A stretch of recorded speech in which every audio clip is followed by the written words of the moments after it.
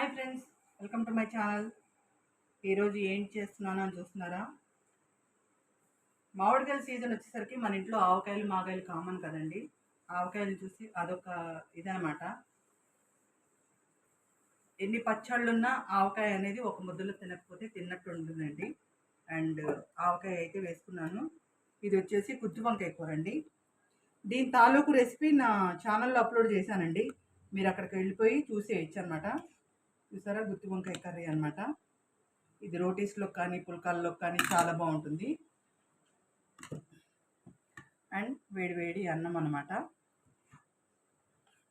చాలామంది ఖాళీ ప్లేట్లో ఉట్టి అన్నం పెట్టుకుంటారండి. అది చాలా తప్పు. అలా చేయకండి ఎప్పుడు కూడాను.